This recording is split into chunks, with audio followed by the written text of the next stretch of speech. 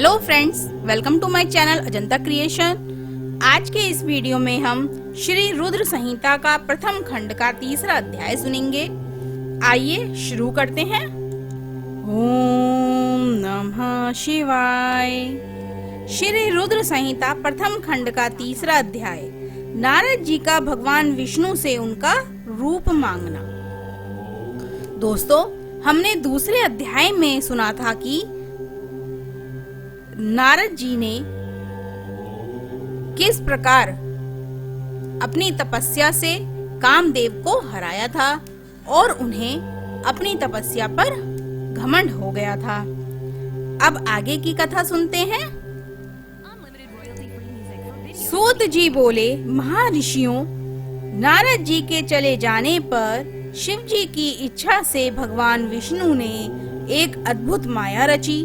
उन्होंने जिस ओर नारद जी जा रहे थे वहां एक सुंदर नगर बना दिया और वह नगर बैकुंठ लोक से भी अधिक सुंदर और रमणीय था।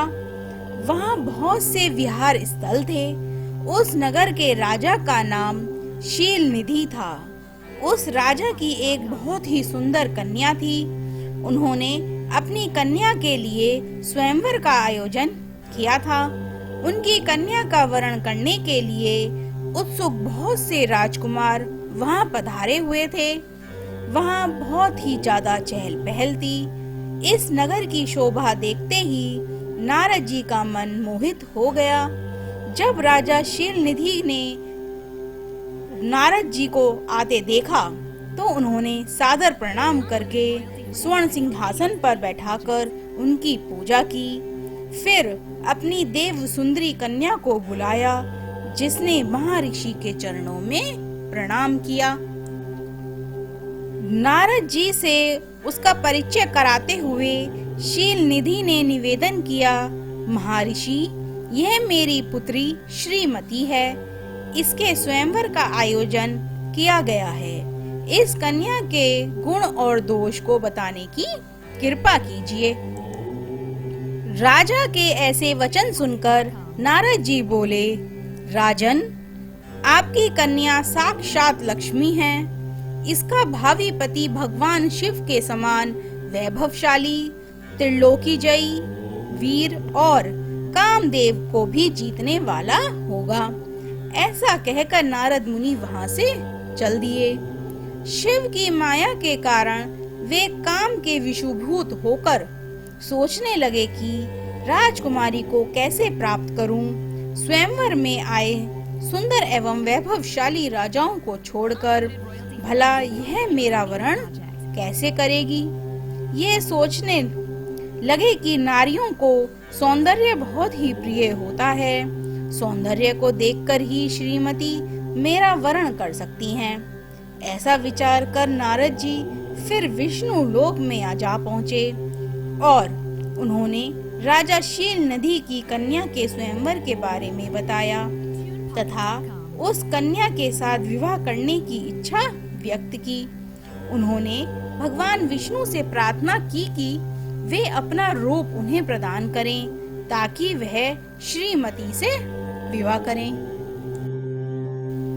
सूत जी कहते हैं, महर्षियों, नारद मुनि की ऐसी बात सुनकर भगवान विष्णु हंस पड़े और भगवान शंकर के प्रभाव का अनुभव करके उन्होंने इस प्रकार उत्तर दिया।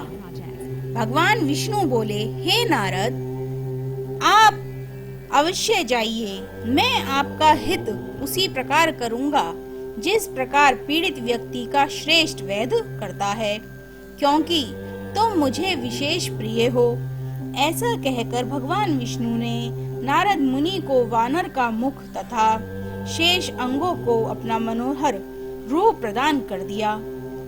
तब नारद जी अत्यंत प्रसन्न होते हुए अपने को परम सुंदर समझकर शीघ्र ही स्वयंवर में आ गए और उस राज्य सभा में जा बैठे। उस सभा में रुद्रगण ब्राह्मण के रूप में बैठे हुए थे। नारद जी का वानर रूप केवल कन्या और रुद्रगणों को ही दिखाई दे रहा था। बाकी सब नारद जी का वास्तविक रूप ही दिखाई दे रहा था।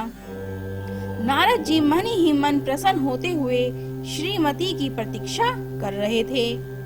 हे ऋषियों, वह कन्या हाथ में जयमाला लिए अपनी सखियों के साथ स्वयंवर में आई।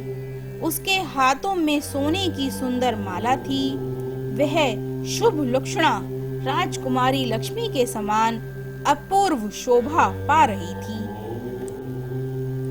नारद मुनि का भगवान विष्णु जैसा शरीर और वानर जैसा मुख देखकर वह कुपित हो गई और उनकी ओर से दृष्टि हटाकर मनोवांछित वर की तलाश में आगे चली गई। सभा में अपने मनपसंद वर को ना पाकर वह उदास हो गई।